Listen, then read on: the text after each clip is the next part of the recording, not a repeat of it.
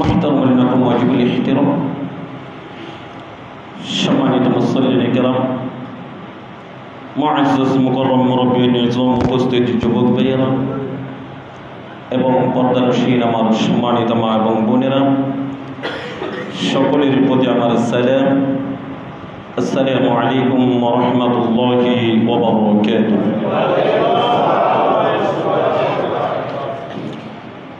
আমরা সর্বপ্রথম মহান আল্লাহ রাব্বুল আলামিন মহান হাকিমুল হাকিমিনের দরবারে কালিমাতুশ শুকর এবং সুজুদ আদায় করি যে মহান আল্লাহ সুবহানাহু ওয়া তাআলা আমাদের প্রত্যেকের শরীরকে সুস্থ রেখে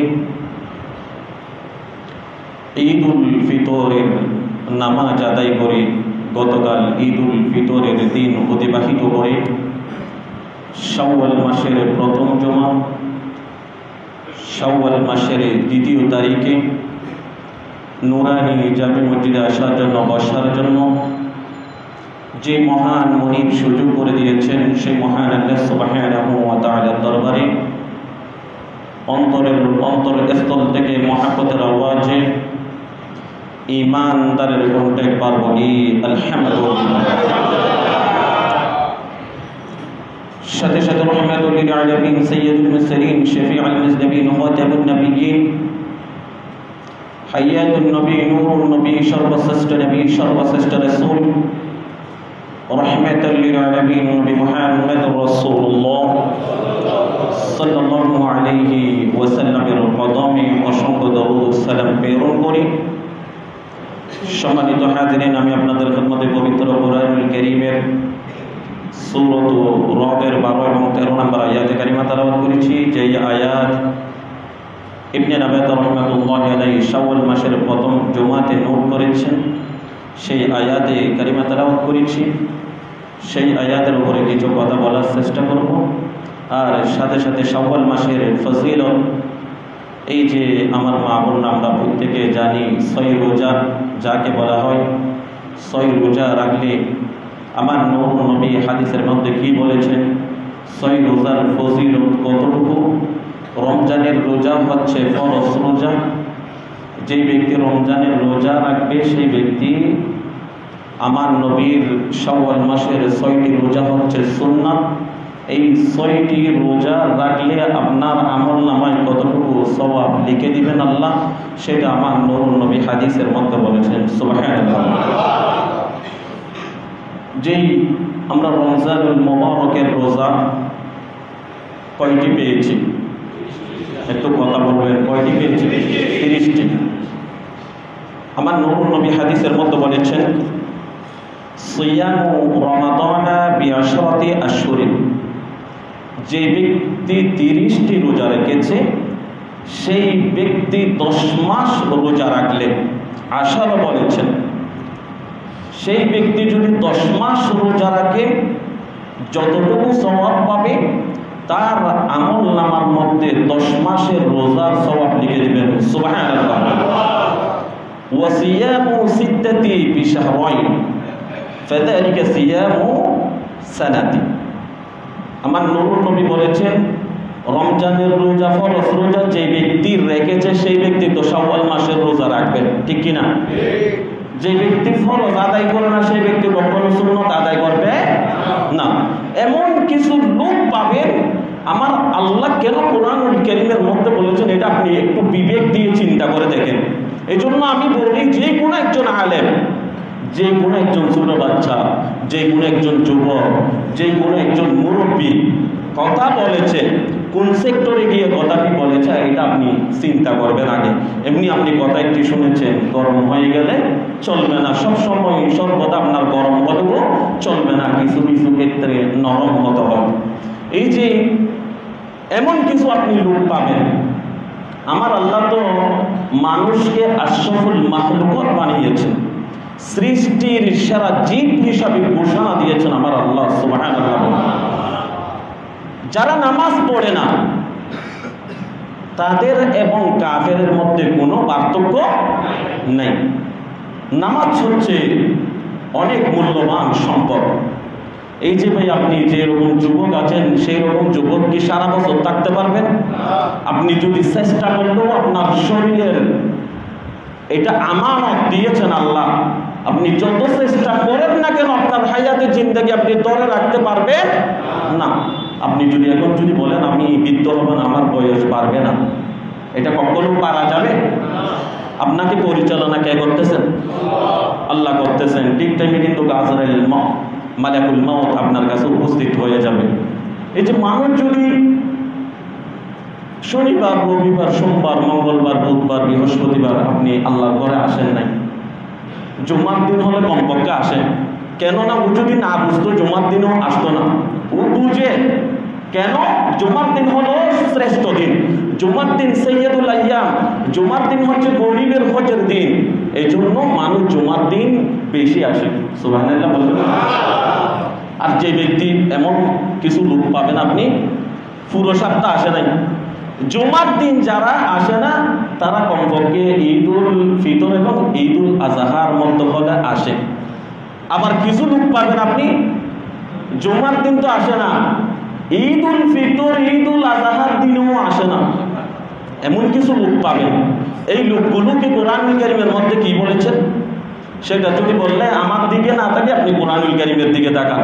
এই যে আমি শুধু মুখে বলে দিচ্ছি, আমি তো দলিল দিয়ে কথা বলতেছি, হুজুর মুখে কেন বলেছে? হুজুরের সাথে রাগ করে, ওই যে কোরআনুল কারীমের দিকে রাগ করে না, আর নিজে যে ভুল করেছে সেটার দিকেও নজর নাই, ওই শুধু হুজুরের দিকে নজর, কোরআনুল কারীমের দিকেও নজর নাই, নিজের প্রতিও। এই জন্য একটি প্রবাদ বাক্য আছে, মান আরাফা নাফসাহু ফাকাদ আরাফা রাব্বাহু। যে ব্যক্তি নিজেকে চিনবে না সেই ব্যক্তি রবকে কখনো চিনবে না। এই জন্য আপনি নিজেকে নিয়ে আগে একটু প্রশ্ন করেন, আপনি রাসূলের জন্য, আমার আল্লাহর জন্য কতটুকু সময় ব্যয় করেছেন। তাহলে রমজানের রোজা আপনি রেখেছেন, আপনার আমলনামার মধ্যে 10 মাসের জবাব। শাওয়াল মাসের রোজা আমার মা বোনরাও পালন করে, তাহলে শাওয়াল মাসের 6টি রোজা যখন আপনি পালন করবেন আপনার আমলনামার মধ্যে কয় মাসের? 2 মাসের সওয়াব লিখে দিবেন। সুবহানাল্লাহ। এখন আসেন তো সেটা কোরআন এবং হাদিস ভিত্তিক আপনি যদি মুফাসসিরিনে কেরাম, মুহাদ্দিসিনে কেরাম, মুফতিদের ব্যাখ্যা বিশ্লেষণ যদি আপনি বিশ্লেষণ করে দেখেন, তাফসীর করে দেখেন, তাহলে বছরের মধ্যে কয় দিন? 365 দিন। বোঝার জন্য বলতেছি, আপনি একেবারে নরম মাথায় যখন একটু চিন্তা করবেন বুঝবেন। তাহলে 365 দিন, এক বছরের মধ্যে 12 মাস, 12 মাসে 365 দিন। 365 দিন থেকে 5 মাইনাস করে দেন, 5 দিন রোজা রাখাটা হারাম। ঈদুল ফিতর, ঈদুল আযহা, ঈদুল আযহার শেষের 3 দিন, কয় দিন হয়েছে? 5 দিন।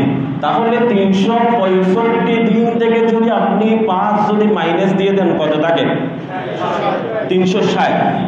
তো আমার নূরুন নবী আরেকটি হাদিসের মধ্যে বলেছেন, যেই ব্যক্তি রমজানুল মুবারকের রোজা 30টি রোজা রেখেছে, রাখার পরে শাওয়াল মাসের 6টি রোজা রাখবে, তার আমলনামার মধ্যে 360 দিন রোজা রাখলে যতটুকু সওয়াব পাবেন আপনি ততটুকু সওয়াব আল্লাহ সুবহানাহু ওয়া তাআলা লিখে দিবেন। উচ্চ আওয়াজ দিয়ে বলুন সুবহানাল্লাহ। এবার আসেন কোরআনুল কারীমের একটি আয়াত দিয়ে আপনি প্রথমে রমজানুল মুবারকের 30 দিয়ে 6 কে যোগ দেন, কত হয়? 30 আর 6 কে যোগ করলে কত হয়? 36। 36 কে আপনি 10 দিয়ে গুণ দিতে হবে। 36 কে কত দিয়ে গুণ দিতে হবে?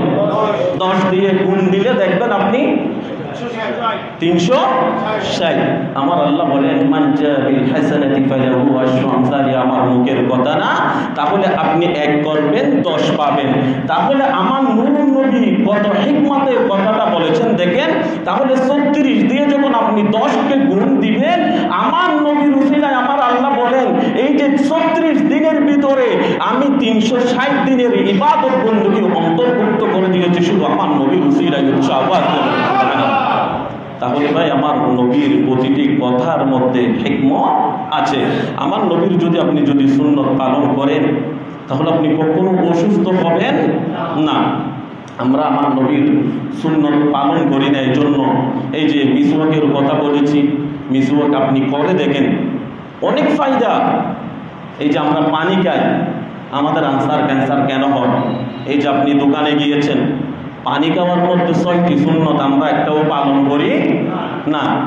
আমার নুরুন নবী বলেছেন শুধুমাত্র পানি খাওয়ার যখন আপনি পানি খেতে যাবেন 6টি সুন্নত আপনি পালন করতে পারেন। প্রথম নাম্বার হচ্ছে আপনি পানি খাওয়ার জন্য যখন পানি তৃষ্ণা যখন লেগেছে আপনি বসে যান, বসার পরে আপনি পানি নেন, গ্লাস নেন, গ্লাস কোন হাতে নেবেন? ডান হাতে নেবেন। ডান হাতে নেওয়ার পরে পানি আপনাকে দেখে খাওয়ার জন্য বলেছেন, পানি না দেখে খাওয়ার জন্য বলেন নাই, পানি দেখতে বলেছেন।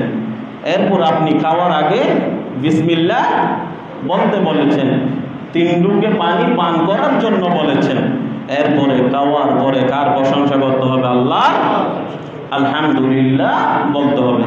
কিন্তু আমাদের ভিতরে এই সুন্নতগুলো নাই। আপনি দেখবেন বিভিন্ন দোকানের সামনে রাগ করবেন না, গিয়ে বসা নাই, রাস্তার সামনে দাঁড়িয়ে একেবারে আর ডান হাতে কাটছে না, বাম হাতে খাওয়া হচ্ছে শয়তানের কাজ। তো এটা তো হাদিসের মধ্যে বলেছে। এখন আমি মুখ দিয়ে বলতেছি, হুজুরে মনে হয় আমাকে বলছে, আপনাকে বলে নাই। এখন সবার জন্য, আমার জন্য যেরকম হাদিস আপনার জন্য ঠিক তেমনি হাদিস। নাকি কারোর জন্য সহজ করে দিয়েছেন, কারোর জন্য কঠিন করে দিয়েছেন, এরকম হয় না। আল্লাহ সুবহানাহু ওয়া তাআলা আমাদের প্রত্যেককে শাওয়াল মাসের 6টি রোজা রাখার জন্য তৌফিক দান করুন, সবাই বলে আমিন। যেই আয়াতে কারিমা আমি তেলাওয়াত করেছি, কওমের উপরে শাস্তি আল্লাহ সুবহানাহু ওয়া তাআলা কেন দেন? এই যে শেষ নবীর উম্মতের উপর শাস্তি যে কম দিচ্ছে কেন? এটা তো আমার আল্লাহ থেকে চেয়েছিলেন আমার নবী।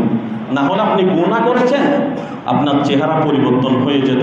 আপনি সুদ খেয়েছেন, ঘুষ খেয়েছেন, যেটার কোনো যেই রকম সেই রকম আপনার চেহারা পরিবর্তন হয়ে যাবে। এই জন্য ইন্তেকালের পরে, জানাজার পরে কিন্তু বক্তারের চেহারা পরিবর্তন হয়ে যায়। কোরআনুল কারীমের মধ্যে আয়াত আছে, এই যে আপনি গুনাহ করেছেন ভাই, না জেনে না শুনে আপনি গুনাহ করেছেন, কিন্তু আপনি একাই যাবেন, এটা বারবার আলেমরা বলে, কিন্তু আমাদের বুঝে আসে না। আল্লাহ সুবহানাহু ওয়া তাআলা বলেন, হুয়াল্লাযী ইউরীকুমুল বাররা খাওফান ওয়া তামাআন ওয়া ইউনশিউস সাহাবাত সিকার। এই যে বিজলি বজ্রপাত হয়, এটা কে দেন? আল্লাহ দেন। আল্লাহ যখন ইচ্ছা করেন তখন বিজলি মারেন, বজ্রপাত দেন। তখন মানুষ কি ভয়ে থাকে নাকি খুশিতে থাকে? ভয়ে থাকে। এমনকি বিজলি যখন, এই যে আমরা টারাল যেটা বলি, এটা পড়লে গাছ ছিঁড়ে যায়, এটা পড়লে অনেকে যাদের হাড়ের দুর্বল আছে হঠাৎ যখন পড়ে, এই যে আতশবাজি করে, তখনও কিছু যারা অসুস্থ ব্যক্তি থাকে তারা কি হয়ে যায়? হাট বলক যদি হয়ে যায় ভয়ে, তখন কোন অবস্থা হবে? এই যে আমার আল্লাহ বলেন, যখন আমি বিজলি দিই এটা মানুষের ভয়ের জন্য আমি মারি। এরপরে আয়াতের মধ্যে বলেন, ওয়ায়ুসাব্বিহুর রা'দু বিহামদিহি ওয়াল মালায়েকা। এই যে বজ্রপাত যখন হয়, আল্লাহ বলেন ওয়ায়ুসাব্বিহুর রা'দু, এই বজ্রপাতও আল্লাহ তাসবিহ পাঠ করে, সুবহানাল্লাহ বলেন। সূরাতুর রা'দের 12 এবং 13 নম্বর আয়াতে কারিমা, 13 নম্বর পারার মধ্যে গেলে আপনি সরল অনুবাদটুকু দেখে নিতে পারেন। বিহামদিহি ওয়াল মালায়েকা, ফেরেশতারা সবসময় সর্বদা সর্বাবস্থায় কার প্রশংসা করে? আল্লাহর প্রশংসা করে। যখন আসমান যখন আওয়াজ দেয়, যারা কৃষি কাজ করে, আমার আল্লাহ বলেন যারা কৃষক কৃষি কাজ করে তারা কিন্তু খুশি হয়ে যায়। তাদের কিন্তু পানির প্রয়োজন, তাদের কিসের প্রয়োজন? পানির যখন প্রয়োজন হয় তারা তো 4-5 হাজার টাকা থেকে বাঁচবে। এই জন্য আল্লাহ বলেন কৃষকরা খুশি হয়ে যায়। কিন্তু পথিক যারা সাগরের মধ্যে থাকে, যারা নদীর মধ্যে থাকে, যারা মাঠে ময়দানের মধ্যে থাকে, তারা কিন্তু কি পায়? ভয় পায়। আল্লাহ এটা বলেন কৃষকরা খুশি হয়ে যায়, পথিকরা মুসাফিররা ভয় পেয়ে যায়, যদি টাড়াল পড়লে তো আমি মরে যাব। এরপরে আল্লাহ বলতেছেন ভয় পাওয়ার কোনো কারণ নাই, কারণ বিজলি বজ্রপাত টাড়াল যেটা বলেন না কেন সেটা কার নির্দেশ মানে? আল্লাহর নির্দেশ মানে। তো আল্লাহ বলেন ফায়ুসিবু বিহা মান ইয়াশা ওয়া হুম ইউজাদিলুনা ফিল্লাহি ওয়া হুয়া শাদীদুল মিহাল। আমি যেই বিজলি বজ্রপাতকে আমি নির্দেশ দিই যার গায়ে পড়ার জন্য, গাছে পড়ার জন্য নির্দেশ দিলে গাছের মধ্যে পড়ে, মানুষের শরীরে পড়ার জন্য নির্দেশ দিলে মানুষের শরীরে পড়ে। এটা কার নির্দেশ? আল্লাহর নির্দেশ। এই কওমের উপরে কেন শাস্তি আল্লাহ সুবহানাহু ওয়া তাআলা দিলেন? আপনাকে আমাকে সর্বশ্রেষ্ঠ নবীর উম্মত বানিয়েছেন, অনেক দামি উম্মত বানিয়েছেন আল্লাহ সুবহানাল্লাহ। কেন? আদম থেকে ঈসা রূহুল্লাহ পর্যন্ত পবিত্র কোরআনুল কারীমের মধ্যে 25 জন নবীর জীবনী, অনেক উম্মতের বর্ণনা আল্লাহ সুবহানাহু ওয়া তাআলা দিয়েছেন কেন কওমের উপরে শাস্তি আসে।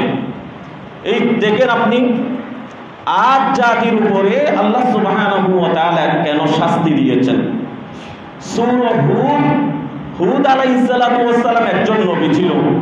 11 নম্বর পারার 20 নম্বর পৃষ্ঠার মধ্যে গেলে আপনি সূরা হুদ একটি সূরা পাবেন। এই হুদ আলাইহিস সালাতু ওয়াস সালামের নামে একটি সূরা নাজিল করেছেন আমার আল্লাহ সুবহানাল্লাহ বলেন। আর একটু আওয়াজ দিয়ে বলেন না সুবহানাল্লাহ। আজ জাতির উপরে কেমন শাস্তি আল্লাহ দিয়েছেন সেটা আল্লাহ সুবহানাহু ওয়া তাআলা সূরা জারিয়াত 41 নম্বর আয়াতে কারিমার মধ্যে বর্ণনা করেছেন। আল্লাহ রাব্বুল আলামিন বলেন, وفي عاد إذ أرسلنا عليهم الريح العقيم। এই যে হুদ আলাইহিস সালাম যখন আজ জাতিকে যখন আল্লাহর পথের প্রতীক হওয়ার জন্য বলেছেন, সব নবীরা কার ইবাদতের নির্দেশ দিয়েছেন? আল্লাহ। প্রত্যেক নবী রাসূলরাই দিয়েছেন, কিন্তু যারা নবী রাসূলের বিরোধিতা করেছেন আল্লাহ সুবহানাহু ওয়া তাআলা স্বয়ং নবী রাসূলের পক্ষ হয়ে তাদের উপরে আযাব গজব নাযিল করেছেন। নাউযুবিল্লাহ বলেন। এই যে আজ জাতিকে রমজানুল মুবারক যখন এসেছিল, তখন রমজানুল মুবারক হাদিসের মধ্যে আছে যে রমজানুল মুবারকের মধ্যে যেই বাতাস বায়ু অতিবাহিত হয় সেটা হচ্ছে রহমতের বাতাস। সুবহানাল্লাহ। জান্নাতের বায়ু, জান্নাতের বাতাস সেটা, কিন্তু বাতাসের ভিতরও ভিন্ন এই যে গজব, আযাব, গজব বাতাসে। কিন্তু মানুষের রক্ত সবগুলো দেখতে দেখা যায় এক। যখন রক্ত পরীক্ষা করা হবে তখন দেখা যাবে কিছু মানুষের রক্তের মধ্যে আবু জাহেলের রক্তের সাথে কি আছে? মিল আছে। এইভাবে রক্ত কিন্তু দেখতে দেখা যায় এক, মানুষ দেখতে দেখা যায় এক, মানুষের চেহারা আছে, কিন্তু আপনি মানুষ, কিছু মানুষকে আপনি মানুষ রূপে কল্পনাও করতে পারবেন না। জানোয়ারের সেই নিকৃষ্ট। এজন্য 9 নম্বর পারার 13 নম্বর পৃষ্ঠার শুরুতে আছে আল্লাহ কেন মানুষকে চতুষ্পদ জন্তুর চেয়ে নিকৃষ্ট বলেছেন। যখন আপনি চতুষ্পদ জন্তুর মতো কাজ করবেন তো আল্লাহ কি বলবেন? আল্লাহ কি আপনাকে ওয়ালাকাদ কাররামনা বানি আদম বলবেন, নাকি চতুষ্পদ জন্তুর চেয়ে নিকৃষ্ট বলবেন? আল্লাহ দুটোটা বলেছেন। আপনি যেটা নেন সেটা নিতে পারেন, এটা হচ্ছে আপনার ব্যক্তিগত বিষয়, আপনার পার্সোনাল বিষয়। এই যে আজ জাতিকে যখন দাওয়াত দিয়েছেন, ওনারা দাওয়াত কবুল করতেছে না, আরো উল্টো নবীর বিরোধিতা করতেছেন। তখন আল্লাহ সুবহানাহু ওয়া তাআলা এমন বাতাস দিয়েছেন, যেই বাতাস আপনার শরীরে লেগেছে, আপনি হঠাৎ যেখানে লেগেছে সেখানে আপনি মৃত্যুবরণ করেছেন। যেই গড়ের মধ্যে বাতাস লেগেছে সেই গড় চূর্ণ বিচূর্ণ হয়ে গেছে। হাদিসের মধ্যে আছে, হযরত আব্দুল্লাহ ইবনে আমর রাদিয়াল্লাহু তাআলা আনহু থেকে হাদিস বর্ণিত। এই যে বাতাসের দায়িত্ব যে ফেরেশতাকে দেওয়া হয়েছে, তখন ফেরেশতাকে যখন আল্লাহ সুবহানাহু ওয়া তাআলা ডাক দিলেন, বলে যখন আমার এই আজ জাতিরা যখন আমার নবীর বিরোধিতা করতেছে হুদ আলাইহিস সালাতু ওয়াস সালামের, কারণ হুদ আলাইহিস সালাতু ওয়াস সালামকে কে পাঠিয়েছেন? আল্লাহ পাঠিয়েছেন। তাহলে আল্লাহর বিরোধিতা কখনো করা যাবে ভাই? আমার আল্লাহ বলেন, ওয়া মাকারু ওয়া মাকারুল্লাহ ওয়াল্লাহু খায়রুল মাকিরিন। আপনি যত কৌশল অবলম্বন করেন না কেন, কিন্তু স্রষ্টার কৌশলের সাথে কখনো পারা যাবে না। যখন আমার আল্লাহ বাতাসের দায়িত্বে যেই ফেরেশতা আছে সেই ফেরেশতাকে ডাক দিয়ে বললেন, ফেরেশতা তুমি বাতাসের যে ঘর আছে সেখানে তুমি ছিদ্র করে দাও। তখন ওই ফেরেশতা আল্লাহকে ডাক দিয়ে বললেন, হযরত আব্দুল্লাহ ইবনে আমর রাদিয়াল্লাহু তাআলা আনহু থেকে হাদিস বর্ণিত। তখন ওই ফেরেশতা ডাক দিয়ে বললেন, রব্বুল আলামিন বাতাসের যেখানে বন্দী করে রেখেছি সেখান থেকে কি গরুর নাকের ছিদ্র যতটুকু ততটুকু কি ছিদ্র করে দিব নাকি? তখন আমার আল্লাহ বললেন, যেই গরুর নাকের ছিদ্র পরিমাণ যদি বাতাসের গর্তের মধ্যে ছিদ্র করে দেওয়া হয়, তাহলে এই পুরো জমিনটা সহ উল্টে যাবে। সুবহানাল্লাহ বলবেন।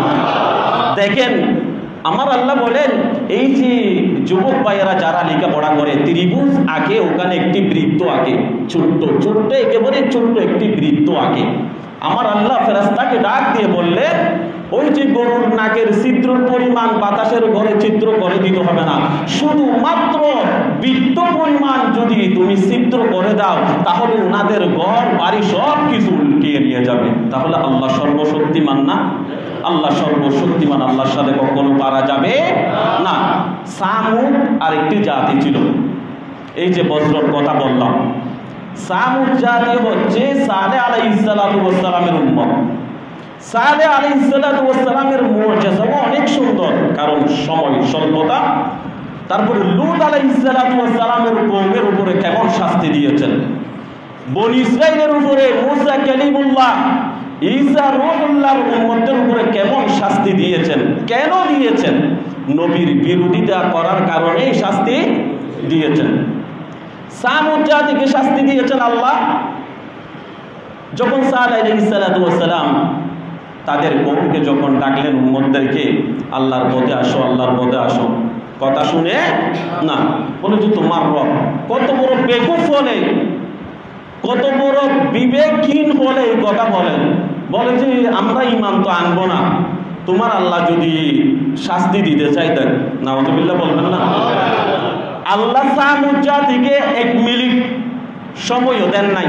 একেবারে যদি আজকে থেকে শুরু করে, যদি আজকে শুক্রবার, জুমাবার, আজকে থেকে যদি জ্বর, জলোচ্ছ্বাস, বৃষ্টি, একেবারে বাতাস যদি লাগাতার যদি 7 দিন 8 দিন পর্যন্ত থাকে, কোনো গ্যাপ নাই, 1 মিনিটও গ্যাপ নাই, কেউ ঘর থেকে বের হতে পারবে?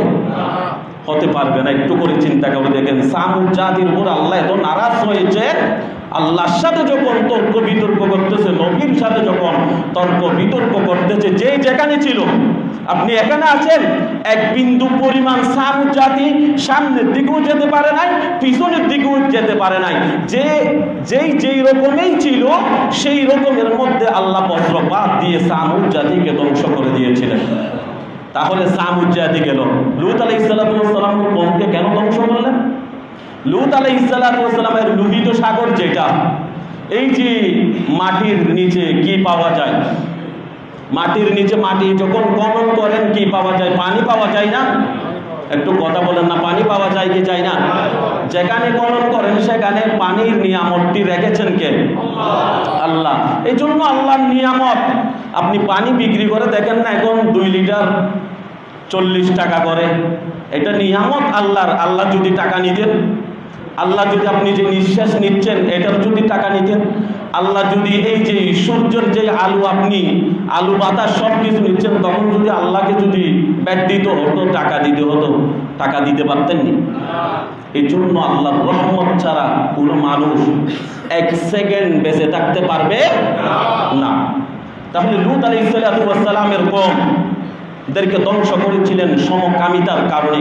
কিছুদিন আগে আপনারা জানেন, ইন্টারনেটের এই বইয়ের মধ্যে শরীফা নামের যেই গল্পে আপনার ছেলে মেয়েদেরকে কি করতে চাইছিল, এই যে একজন ভার্সিটির প্রফেসর, উনি যখন এটার প্রতিবাদ করেছে, ওনার চাকরি সহ চলে গেছে।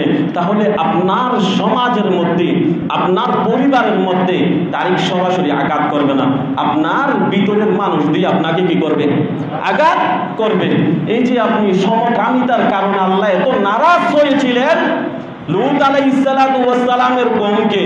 এই যে আপনি যে পুকুর যেভাবে খনন করেন, সেইভাবে আল্লাহ সুবহানাহু ওয়া তাআলা পুরো জমিনটাই নিয়ে একেবারেই উল্টাই দিয়েছেন, যার কারণে এই লূত আলাইহিস সালাতু ওয়াস সালামের কওমকে এরকম যেটা লোহিত সাগর, সেটা একেবারে আল্লাহ সাগর পরিণত করে দিয়েছেন। নাউযুবিল্লাহ বলবেন না? তাহলে কওমের উপরে শাস্তি আসে, আল্লাহর যখন নাফরমানি করবেন, রাসূলের যখন আপনি বিরোধিতা করবেন, তখন আল্লাহর শাস্তি আপনার উপরে নাজিল হবে। এই যে আপনি যেইগুলো শাস্তি পাচ্ছেন, এই যে মাদারীপুরে 3-4 দিন আগে রমজানের মধ্যে মাদারীপুরে মনে হয় হঠাৎ মধ্যে কালবৈশাখী ঝড়ে একেবারে ঘর বাড়ি তছনছ হয়ে গেছে, অনেক মানুষ মারা গিয়েছে। যেই যুবক ভাইগুলো ইন্টারনেট দেখে তারা দেখবে, মুসা কালিমুল্লাহর উম্মত ফেরাউনকে তো শেষে নীল নদের মধ্যে চুবাই মেরেছেন। এর আগে কিন্তু শাস্তি দিয়েছেন পাঁচটা শাস্তি দিয়েছেন। এটা সূরা আরাফের 133 নম্বর আয়াতে কারিমা, 9 নম্বর পারার 5 নম্বর পৃষ্ঠার মধ্যে গেলে আপনি আয়াতে কারিমা পাবেন।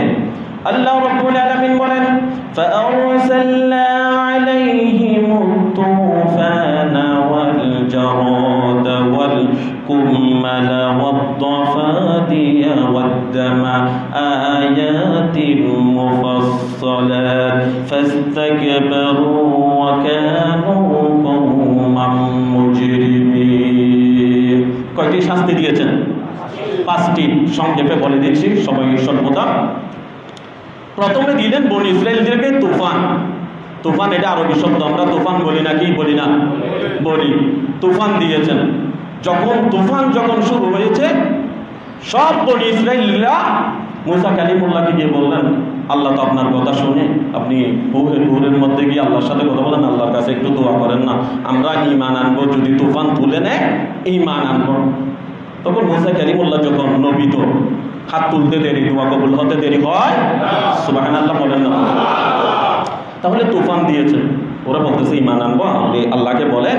বন্ধুকে বললো তো বন্ধুর কথা ধরে নাকি ধরে না? ধরে।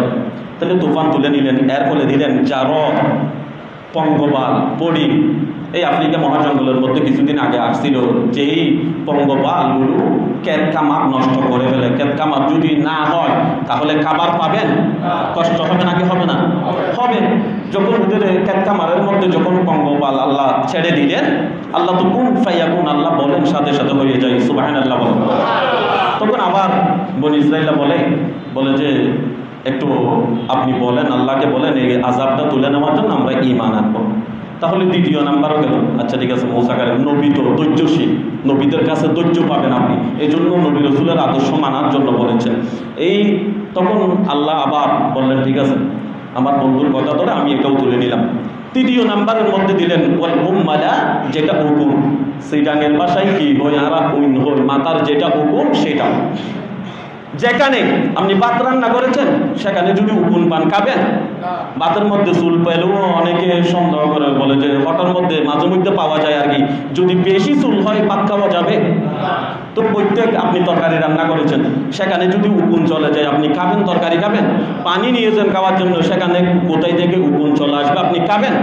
এমনভাবে কষ্ট দিয়েছেন। তখনও তৃতীয় নাম্বারের মধ্যে আল্লাহকে বলেছেন, আল্লাহ এই আযাবটা একটু তুলে নিতে বলেন। মুসা কালিমুল্লাহকে যখন বলেছেন, মুসা কালিমুল্লাহ আল্লাহকে বলেছেন, এটাও নিয়েছেন। তো মানুষ একবার, দুইবার, তিনবার আনা দেখে, কয়বার দেখে? 3বার। এরপরে কিন্তু তারপরে চতুর্থ নাম্বার হচ্ছে ওয়াদ-দাফাদিয়া। চতুর্থ নাম্বারের মধ্যে ব্যাঙ দিলেন। আপনি মুখও বুঝতে পারবেন না, ছোট ছোট ব্যাঙ আছে না? কথা বলেন না, ছোট ছোট ব্যাঙ আছে নাকি নাই? আপনি যেই বিছানার মধ্যে শুইতে গেছেন, আপনি চেয়ারের মধ্যে বসতে গেছেন, এমন ব্যাঙ ঘরের ভিতরে বাহিরে, আপনি কোথাও যেতে পারতেছেন না। চতুর্থ নাম্বার শাস্তি দিয়েছিলেন ব্যাঙ দিয়ে। তখন ওরা বলতেছে, যাক 3বার দেখলাম, চতুর্থবার দেখি। 5মবারের মধ্যে কি করলেন? আল্লাহ ওয়াদ্দামা আয়াতিন মুফাসসালাত ফাস্তাকবারু, একেবারে স্পষ্ট নিদর্শন বলেছেন আল্লাহ। এইগুলো দিয়েছেন শেষ নবীর উম্মতরা যেন ওখান থেকে শিক্ষা নিয়ে নিজের জীবনটা রাসূলের মহব্বত রেখে রাসূলের গোলাম হওয়ার জন্য, রাসূলের গোলাম যদি হয়ে যেতে পারেন তাহলে আপনি জান্নাতি হয়ে গেছেন। উচ্চ আওয়াজ দিয়ে বলুন সুবহানাল্লাহ। 5ম নাম্বার দিয়েছিলেন রক্ত। এই যে আপনি ভাত রান্না করেছেন, পানি রক্ত হয়ে গেল, ভাত রান্না করেছেন রক্ত হয়ে গেল, তরকারি রান্না করেছেন রক্ত হয়ে গেল। এটা তাফসীর ইবনে কাসিরের মধ্যে আরো গেলে ব্যাখ্যা বিশ্লেষণ পাবেন। এই 5টি শাস্তি দেওয়ার পরও এই হতভাগা উম্মত বনি ইসরাইল এমন শয়তান ছিল, তবুও সঠিক পথে আসে নাই। শেষ বেলায় কোথায়? নীল নদের মধ্যে এই জাতিকে সুবাইয়ে মেরেছে। এই যে ফেরাউনকে মেরেছে, যখন পানি বলতেছে এই নাফরমানকে আমি রাখবো না, জমিনের মধ্যে তুলে দিয়েছে, জমিনে বলতেছে আমিও রাখবো না, জমিনে পানির মধ্যে ফেলে দিয়েছে। পানি আর জমিন তর্ক বিতর্ক, বলেছে আমি রাখতে পারবো না এই বিয়াদবকে, জমিনের মধ্যে তুলে দিয়েছে। জমিন বলে পানি তুমি রাখো, এই বিয়াদবকে আমি রাখতে পারবো না। যার কারণে বলে যে পানিও রাখতেছে না, এই জমিনও রাখতেছে না, এখন মুমি বানিয়ে কোথায় রেখেছে? মিশরের জাদুঘরের মধ্যে রেখেছে। যাই হোক, আল্লাহ সুবহানাহু ওয়া তাআলা আমাদের প্রত্যেককে যেভাবে রমজানুল মুবারকের মধ্যে 5 ওয়াক্ত নামাজ আদায় করেছেন, আপনি নামাজ পড়লেও আল্লাহর কিছু আসে যায় না, আপনি নামাজ না পড়লেও কিছু আসে যায় না। আপনি নামাজ পড়লে আপনার ফায়দা, কেননা ইহকালে পরকালে যদি রিজিকের মধ্যে বরকত পেতে চান, হায়াতের মধ্যে যদি বরকত পেতে চান, জটিল আর কঠিন রূপ থেকে যদি আপনি বরকত পেতে চান, তাহলে আপনাকে 5 ওয়াক্ত নামাজ কি করতে হবে? করতেই হবে। আপনি নামাজ যদি না করেন, এই যে যাদের ডায়াবেটিস আছে, সকালবেলা আপনি ওই জাম্বুরি পার্কের মধ্যে গিয়ে দেখিয়েন, ডাক্তার যদি বলে সকালবেলা উঠে যেতে হবে, হাঁটতেই হবে, তাহলে আল্লাহর কথা হচ্ছে ফরজ, ডাক্তারের কথা কি ফরজ? ওই ডাক্তারের কথা মানবে, কিন্তু আল্লাহ এবং রসুলের কথা মানতে ভালো লাগে না। শরীরকে সুস্থ রাখার জন্য দৌড়ে, এটা বোধ একটা ট্রেনিং। আপনি 5 ওয়াক্ত নামাজ সুন্দর করে পড়েন, আপনার ডায়াবেটিস হবে না। তো আপনি প্রতি ওয়াক্তের মধ্যে এসে আল্লাহর ঘরে সিজদা দেন। আপনি কাজে কর্মে যদি আসতে না পারেন, তাহলে আপনি ব্যবসার মধ্যে আছেন, ব্যবসার মধ্যে আপনি নামাজটা আদায় করে নেন। আপনি অফিসের মধ্যে আছেন, অফিসের মধ্যে নামাজটা আদায় করে নেন। আপনি ঘর থেকে মসজিদে আসতে মন চাচ্ছে না, ঘরের মধ্যে নামাজ আদায় করে নেন। সেটা আল্লাহ কবুল করবেন। কে কবুল করবেন? আল্লাহ কবুল করবেন। আল্লাহ সুবহানাহু ওয়া তাআলা আমাদের প্রত্যেককে কোরআন হাদিস অনুযায়ী আমল করার জন্য তৌফিক দান করুন। ওয়া মা তৌফিক ইল্লা বিল্লাহি আলাইহি তাওয়াক্কালতু ওয়া ইলাইহি উনীব।